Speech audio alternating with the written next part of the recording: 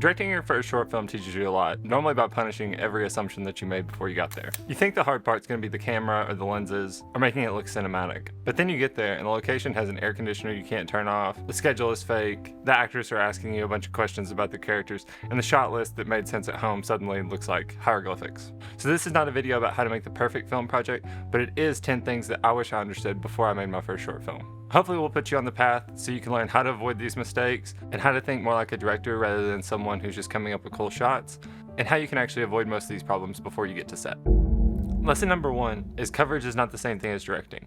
At first, I heard directors talk about coverage and shooting things in masters and things like that, and I didn't properly understand. That's just a strategy for capturing what's happening on the day. But when you actually get to the edit, you realize that there's so much more that you didn't get that you wish you would have got. And I feel like this happens to everybody, where you get back to the editing room and then you wish that you would have shot a ton more, and then you either have to just get over it, improvise, reshoots. And I'm not saying coverage isn't important, but I'm just saying I think that it's way more important to be thinking about the edit and what the viewer's actual experience is, rather than just trying to think of like, okay, did we get the scene captured? Like I said, I do think that it is important to get the scene captured, you know what I'm saying? But things like inserts or cutaways, or like the famous tree shot in Prisoners, especially when the day's hectic and you're running out of time, you just always have to know of like what actually is worth getting and what's not. Does it really matter that you did 6 takes instead of 5 on the wide shot, or would you have rather have used that extra time to then go get a couple more inserts so that you'd be able to cover your ass in the edit, you know? If everyone shows up on the day and says, what are we doing? And you basically say that we're doing a wide and 2 overs, to me, that's not really directing.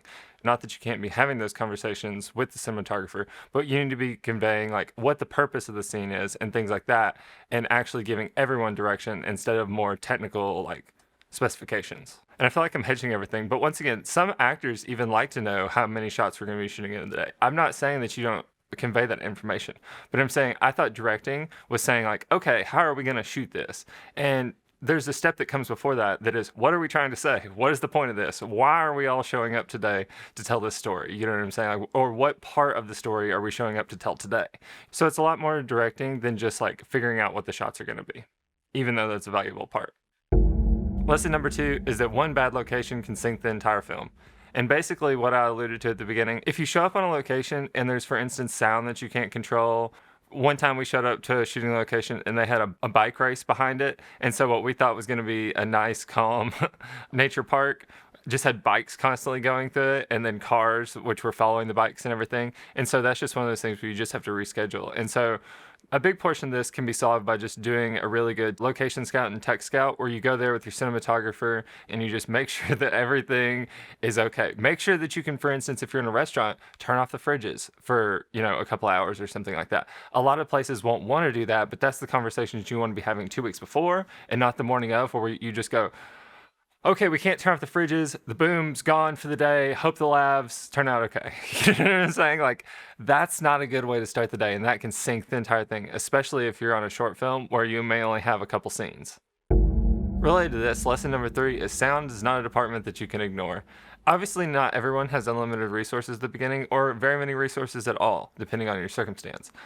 But one of my biggest filmmaking regrets was not having someone monitor sound on my first short film, because basically it wasn't recording, and we just had to do the first half of the film as a silent film. And I feel like everyone did so much good work, and I just kind of fucked it over by, I couldn't find a sound guy, and I was trying to do everything myself, trying to shoot it and record sound and everything, and it was just too much. So I think even if you just have like one person doing camera, one person doing sound, I think it's just so helpful to have someone always confirming of like, yes, this is recording.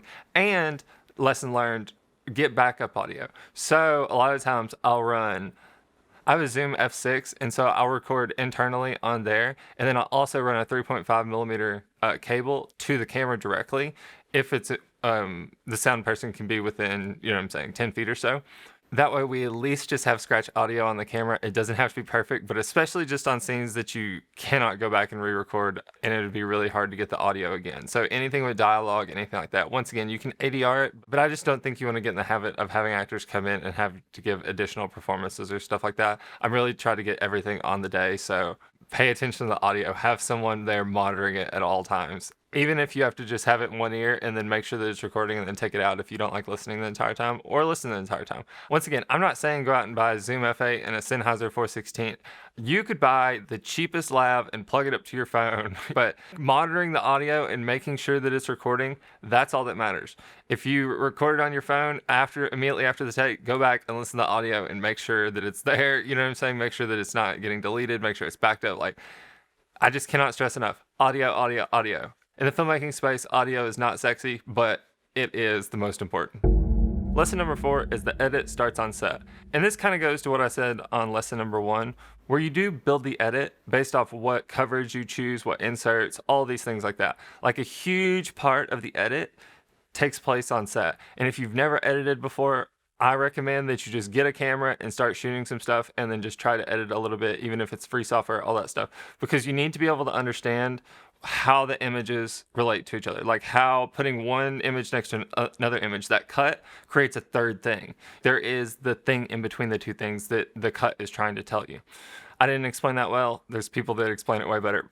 When you take one image and another image, not the same, but you put the two together, and it creates some sort of sensation, a kind of a phantom image, which is in the mind's eye.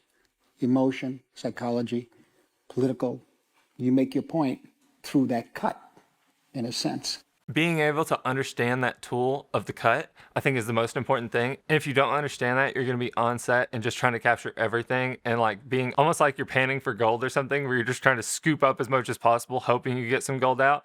I really look up to people like the Coen brothers, and on their first couple films, they basically just shot the coverage of what they needed, and that's what we're doing on my first film. And I think it could bite you in the ass because, once again, you don't have a ton of coverage or anything, but you're building the exact edit in camera, basically. You know what I'm saying? You're stopping when it gets done with lines that you don't need, things like that. And you don't have to go that extreme. I'm just saying, I think having the skill to think like that, I think is invaluable. You can save yourself so much time on set just going, we don't need that, we don't need that, we do need that. That is the most important skill, in my opinion, is being able to basically see the entire edit while you're actually on set recording. And lastly, the lesson number 5 is that the movie is not the script. And this goes to lesson 4 and 1. And that when you're there on the day, the best you can do is just capture what's happening. You can't be just a slave to the script. As an example, one of my favorite all-time examples is in The Godfather, the character that played Luca Brasi. He was really, really nervous to work with Coppola and on all this. So he couldn't remember his lines, which could be a huge problem for the entire day. It could ruin the entire day. A lot of directors would just go, okay, we can't shoot him. Let's either have him read lines off screen, or, you know what I'm saying? There would be a lot of like problem solving that is just clunky. Or you just come back and record it a different day when he actually remembers his lines. But Coppola, being 400 IQ, basically added a little part of the scene where Diane Keaton and Al Pacino are sitting at the table. They look over and he's rehearsing his lines. So in the movie, it looks like the character of Luca Brasi is nervous to see the Godfather, which makes the entire thing, like the reality of the situation, work perfectly. Like it was designed to be like that way.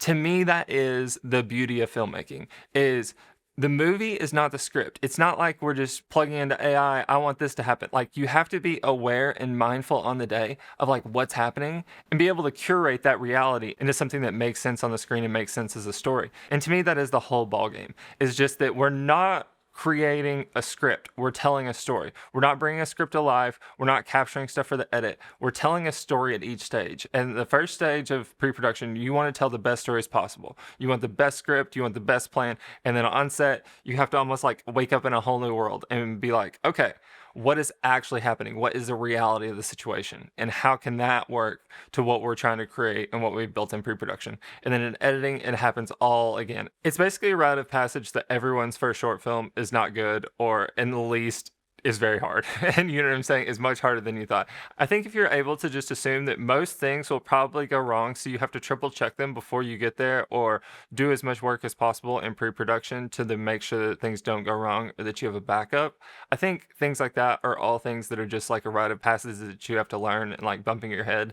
And there's 500 other things that could have been on this list, but to me, these are the things that I think would be most beneficial to hear before you actually go to make your first or second or third short film. Because as long as you're learning the right lessons from what you're making, it really doesn't matter if it's good or not. It sounds very, very cliche, but it's the rate of improvement that matters, not how good the actual outcome is.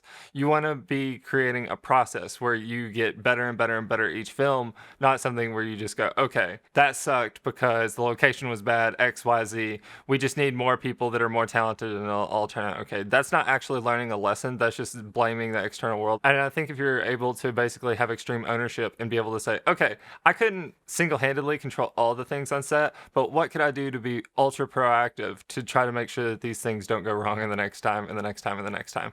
So good luck on your first short film, second, third, wherever you're at. Be sure to be on the lookout for my feature film Daisy Killers coming 2027. And yeah, have a good day.